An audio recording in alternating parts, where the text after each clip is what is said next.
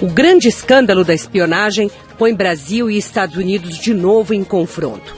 O motivo é a revelação do Fantástico, da Rede Globo, de que a presidente Dilma Rousseff teve seus e-mails, mensagens de texto e telefonemas devassados pela Agência de Segurança Nacional americana. A fonte das informações, mais uma vez, é o técnico em computação Edward Snowden. Hoje refugiado na Rússia, há meses ele vem vazando documentos sobre a massiva operação de espionagem dos Estados Unidos no mundo inteiro. Até agora, essas denúncias produziram muitas declarações indignadas, mas nenhuma medida prática dos governos atingidos. Desta vez, o governo brasileiro ameaça ir além da mera retórica e pode suspender a visita da presidente Dilma a Washington no mês que vem. O impasse se dá em um momento delicado. Os Estados Unidos preparam um bombardeio punitivo contra a Síria, onde o governo de Bashar Assad é acusado de usar armas químicas na guerra civil.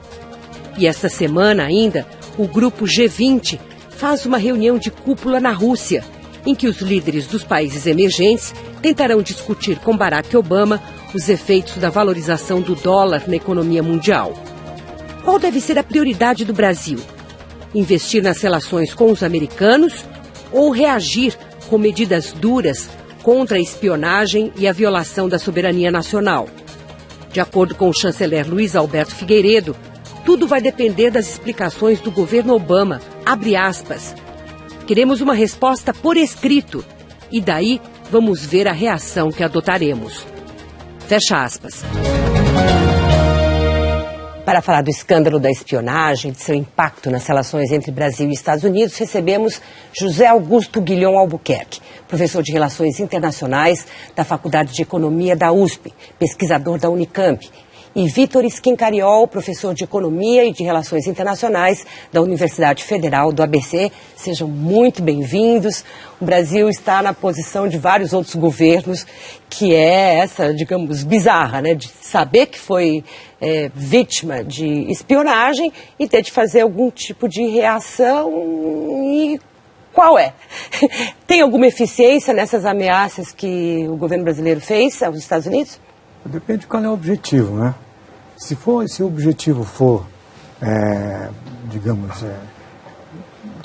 dar uma demonstração de que nós temos um inimigo externo muito poderoso, que nós estamos sendo atacados, nós precisamos nos reunir em torno disso e esquecer os assuntos internos, então pode ter um efeito, que esse vai ser um efeito interno. Mas do ponto de vista externo, não há nada que faça demover os Estados Unidos do que eles estão fazendo. Não. E isso a China sabe. A Rússia sabe, os países europeus sabem, eles fazem protestos formais de caráter diplomático, tem que ser feito, né? Mas não levam isso adiante. E o Brasil tem interesses importantes em jogo no G20, no Conselho de Segurança da ONU e nos Estados Unidos. Quer dizer que então tudo continua do mesmo jeito. Você concorda? Eu concordo.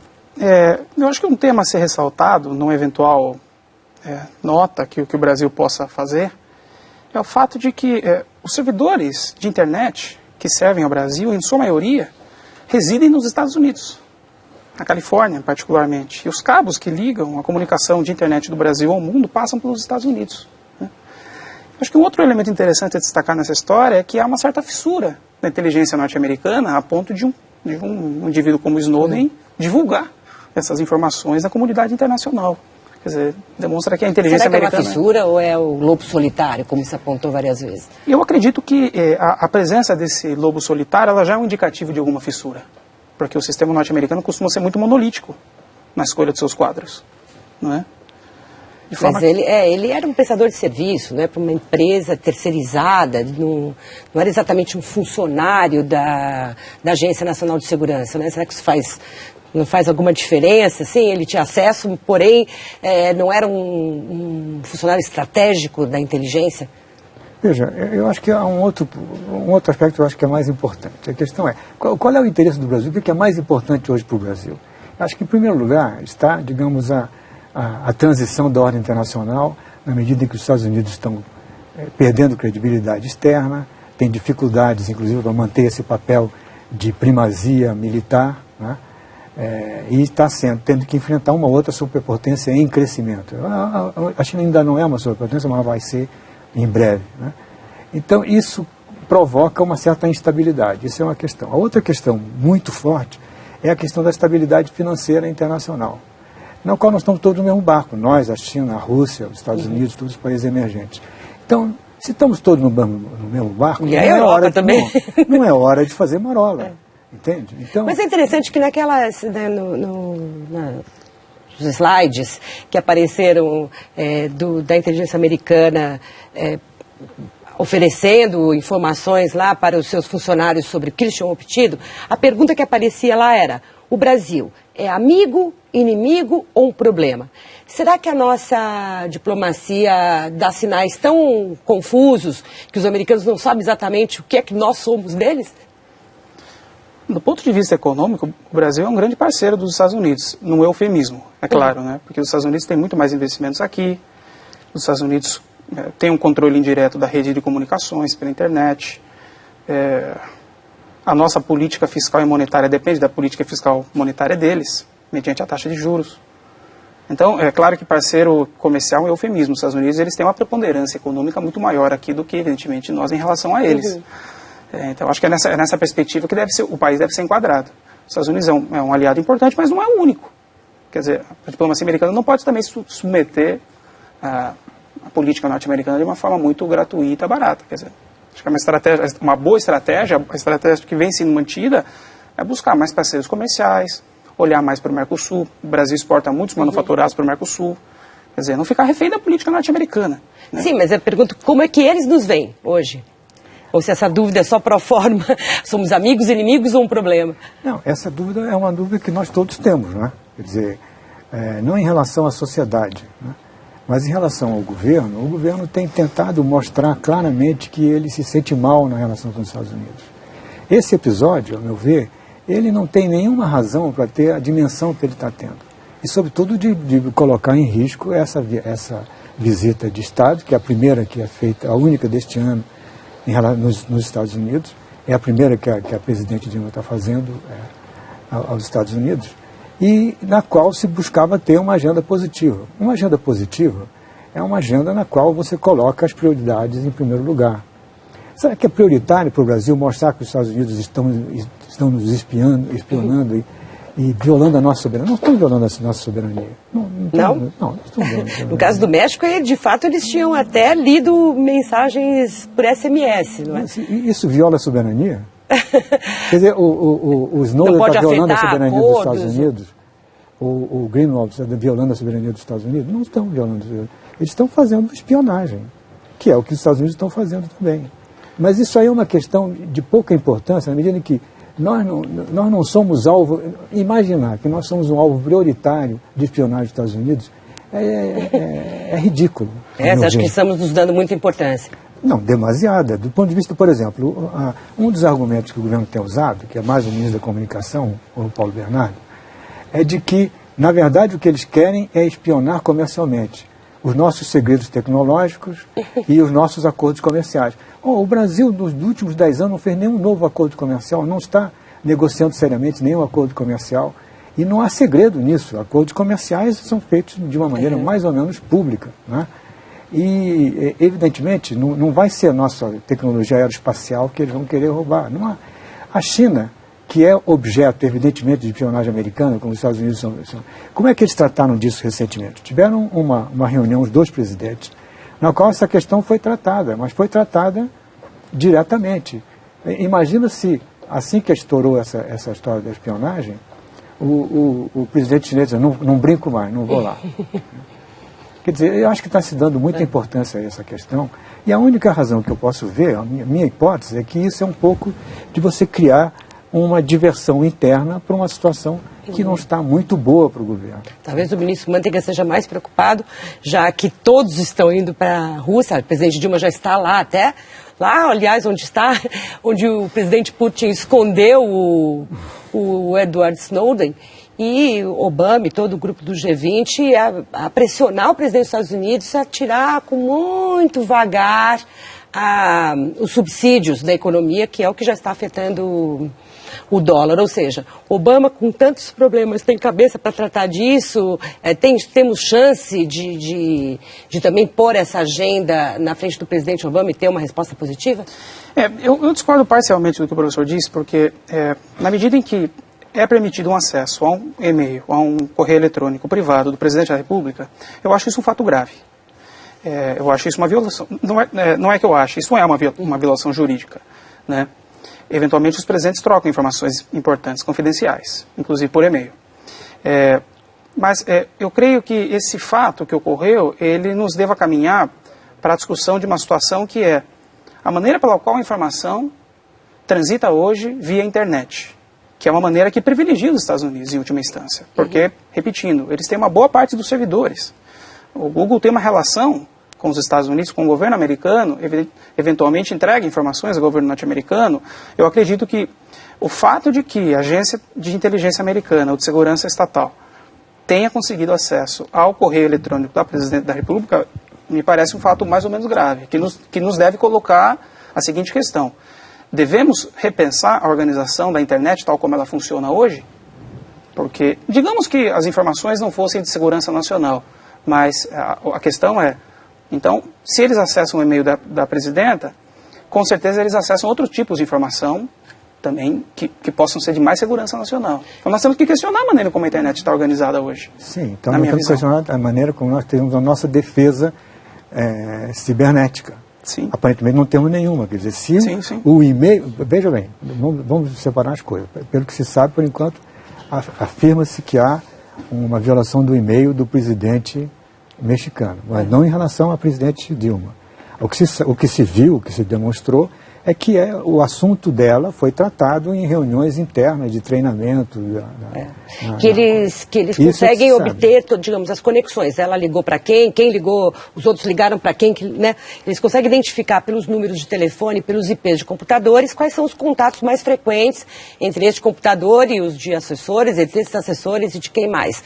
Aparentemente é isso. Não foi divulgado o conteúdo de nenhuma das mensagens. Mas também não sabemos se eles tiveram ou não acesso. Eles estavam comemorando sucesso. São coisas completamente diferentes. Né? Quer dizer, porque eu ainda não vi, por exemplo, provas de que o que foi alegado pelo aquele repórter Greenwald, né? Que o grande objetivo deles é fazer espionagem industrial no Brasil. Mas onde é que está isso? A palavra dele, tá certo? Contra a palavra do governo americano. O governo americano tem razão para mentir nesse assunto, para mentir e esconder os fatos. Ele, nós supomos que não. Mas ele não apresentou nenhuma coisa. Agora, veja bem, o que eu acho mais grave nisso é que a nossa inteligência seja tão incompetente e que não se blinde digamos, a correspondência privada do presidente, ou a correspondência oficial menos ainda.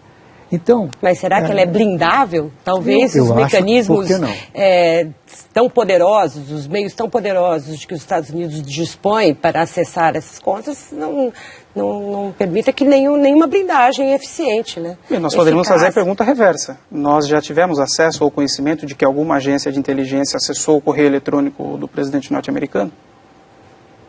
Não temos esses dados. Se tivesse, o Snowden teria usado. Isso significa que o sistema deles é muito mais seguro que o nosso. Inclusive internamente lá. Exato. Mas é possível também que eles consigam achar se for necessário. Mas eu gostaria de saber o que vocês imaginam que possa acontecer nessa reunião do G20, uma vez que os países emergentes têm uma agenda concreta com o presidente Obama, que por sua vez está olhando para o Oriente Médio, onde ele tem de decidir se ataca ou não a Síria, e se o Congresso americano dá ou não autorização para ele. O que pode se imaginar dessa reunião na Rússia? Olha, eu acho que o contexto dessa reunião é um contexto extremamente difícil, em que a questão realmente mais importante, que da estabilidade e da segurança financeira global, não é que fica em segundo plano, corre o risco de ficar difícil por causa de questões como essa. De um lado, já houve um certo estranhamento, haveria uma reunião prévia, imediatamente prévia, entre o presidente Obama e o presidente Putin. Ela foi deslocada para uma reunião, um outro tipo de reunião que vai ser feita durante o G20. O governo brasileiro já disse que o principal ponto a ser levantado pela presidente vai ser essa questão da espionagem, da segurança, etc. Então, ou seja, o câmbio foi para segundo plano. Pois é, mas não é nem a questão do câmbio, não é nem a questão do câmbio. A questão principal é, os Estados Unidos estão mudando a sua política econômica, a direção da política econômica nesse momento. Eles já anunciaram que vão fazer isso, e isso vai ter consequências para a economia do mundo inteiro. Como é que isso vai repercutir na economia chinesa, na economia europeia e, por conseguinte, na economia brasileira? Então, isso é mais importante do que qualquer outra coisa. Isso que eu usei essa expressão. Estamos todos no mesmo barco nessa questão, portanto, não vamos fazer marola, vamos tentar o mínimo de entendimento. Mas eu vejo com dificuldade, eu gostaria que o Brasil contribuísse positivamente para isso, fosse falar com uma agenda positiva. Fosse, por exemplo, manter... Eu acho que o Brasil tem tido uma posição ímpar nessa questão, que ele nunca foi capaz de ter anteriormente, que é de ter, de um lado, a possibilidade de contribuir para a segurança global financeira junto com os BRICS, os partidos emergentes, etc., países emergentes, etc. E, de outro lado, tem uma plataforma de reformista, digamos assim. Quer dizer, insistir que tem que mudar as regras no FMI, insistir que tem que mudar as regras no Banco Mundial. Mas tudo isso não pode ser atravessado pela Síria, que é muito premente, ou seja, o Brasil também pode se posicionar lá, diante do presidente Obama, contra ou a favor o ataque? O que você espera desse ponto? Eu acho o seguinte, são dois temas de importância diferentes. Não creio que não daria um peso para essas importâncias, porque se há uma eventual guerra, as pessoas vão falecer na Síria. Então, eu acho que são dois temas cruciais. Do ponto de vista da política monetária, eu discordo um pouco do professor, no sentido de que essa expressão, nós estamos no mesmo barco, ela pode ser um pouco errônea, porque a decisão da taxa de juros norte-americana, ela afeta o mundo de maneiras diferentes. No caso nosso, ela vai levar uma desvalorização do câmbio, do real, né? Já levou, né? Está levando 10% até aqui, desde o começo do ano. Isso. E na medida em que o Fed interrompe o seu programa de compras maciças de papéis, a economia norte-americana vai enxugar. Isso tem impacto na economia mundial, tem impacto nas exportações brasileiras. Então, na verdade, o sistema é um pouco mais hierárquico, o sistema econômico atual. Não é que podemos até estar no mesmo barco, mas o manche está com o Fed, né? E quanto à Síria, eu acredito que a diplomacia brasileira tem que se colocar de uma forma firme contra a agressão, contra eventualmente uma guerra contra a Síria. Mas no G20? Não no G20, mas nas próximas rodadas. Né, que foi ela... É que eu acho que o Brasil mistura os canais. O G20 vai discutir a questão financeira internacional. Essa questão da mudança na economia americana, ela tem que ser discutida lá. Claro. Porque os Estados Unidos não estão mais sozinhos. Quando eles precisarem, eles chamaram os outros para ajudar a sustentar a economia europeia e a economia americana. E a China foi ajudar, e ajudou bastante, tá certo? E o Brasil participou Mas a questão da Síria, de fato, atropelou essa agenda. É que vai haver uma reunião nos BRICS não é um lugar semana também. Não é um lugar para isso. É que está. Quer dizer, você insistir nessa questão, que é uma questão que não tem solução, quer dizer, a solução para essa questão, ela passa pelo Conselho de Segurança e passa por 5 países. E não pelo G20. O G20 não tem nenhum peso específico. Já na questão financeira tem. É preciso discutir com os Estados Unidos qual é o timing que eles vão ter para fazer isso. Agora, nós também não podemos esperar que os Estados Unidos sacrifiquem a economia deles, isso é simplesmente nosso benefício, como nós não faremos também isso em benefício dos Estados Unidos.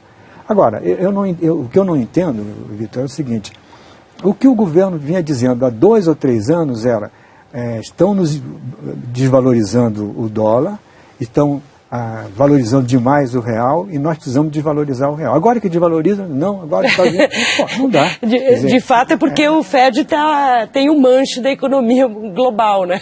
Isso tem um impacto inflacionário de curto prazo na economia. A cada ponto em que o real se desloca em relação ao dólar, isso no curto prazo tem um impacto nas taxas de inflação. Isso politicamente é muito ruim para o governo. Você está, não sei, você acha que os Estados Unidos, evidentemente, ele mexe a economia deles e o mundo se mexe junto, mas a China também. O Brasil é o contrário, né? O Brasil pode se mexer bastante, dificilmente vai atingir, a não ser numa crise como houve em 1989, 90, né? E todo mundo ficou contaminado. E todo mundo veio ajudar, tá certo? Agora, eu não acredito que o objetivo americano seja de valorizar a moeda brasileira. Não é mesmo, porque a economia brasileira é pequena em relação à economia mundial como um todo. A economia brasileira não é grande. Se nós compararmos, por exemplo, com a economia norte-americana, de 14, 15 trilhões de dólares, né, a economia brasileira tem o quê? 2 trilhões de dólares, ou perto da chinesa também. Mas a política norte-americana... 1% do comércio mundial. Já havia aquela ideia de que nós vamos mudar a geografia econômica do mundo, com 1% contra 99%. Vai ser difícil. Mas eu gostaria de saber de vocês quais são as apostas que estão sendo feitas para a decisão do presidente Obama com relação à Síria. Ou seja, com ou não o apoio do Congresso, ele ataca, como, digamos, as declarações dele indicavam, ou as divisões internas são tão grandes que ele não tem clima político para isso. Mas daqui a pouquinho, depois do intervalo.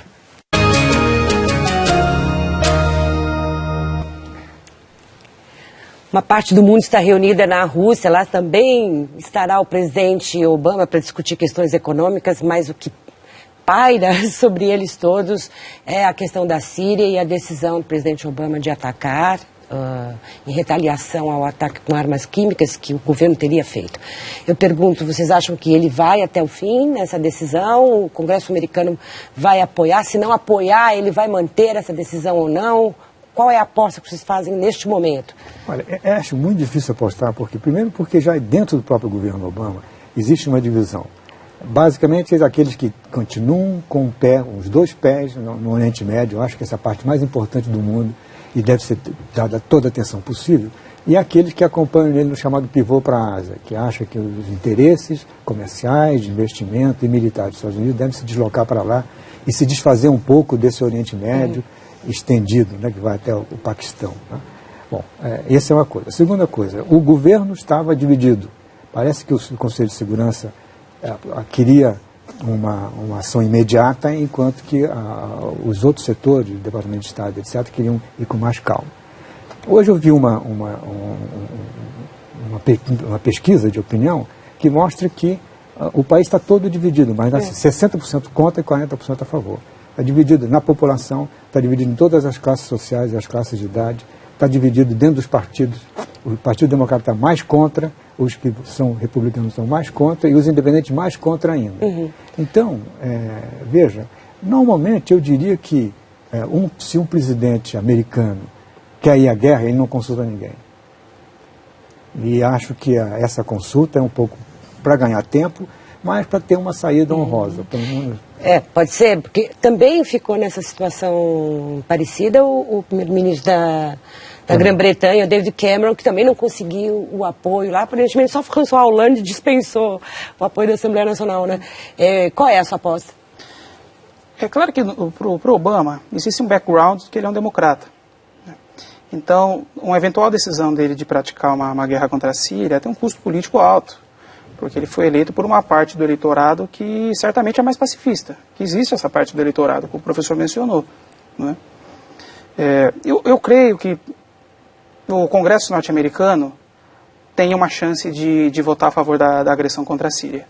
E a partir daí, se isso se materializar, o que nós temos que discutir é se os Estados Unidos vão atravessar mais uma vez o Conselho de Segurança da ONU, tal como foi feito contra o Iraque, né? Caso que seria extremamente grave. E, inclusive, à luz da história, porque esse tipo de intervenção, de postura do governo norte-americano não tem se mostrado a mais sadia para a resolução dos problemas do Oriente Médio. Né? Inclusive, existem denúncias e existem fontes que acusam que o próprio governo norte-americano está alimentando a guerra civil na Síria. Né?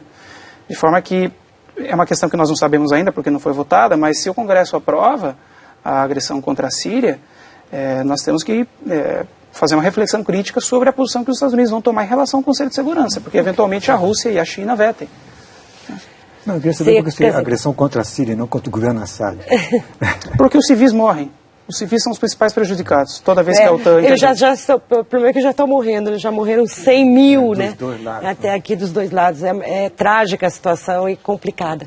Gostaria de começar todo o programa de novo só para falar sobre a Síria, mas por enquanto agradeço muito, Guilhom, sua participação aqui no Entre Aspas, Vitor, e você também que nos acompanhou até aqui. A gente volta na quinta-feira.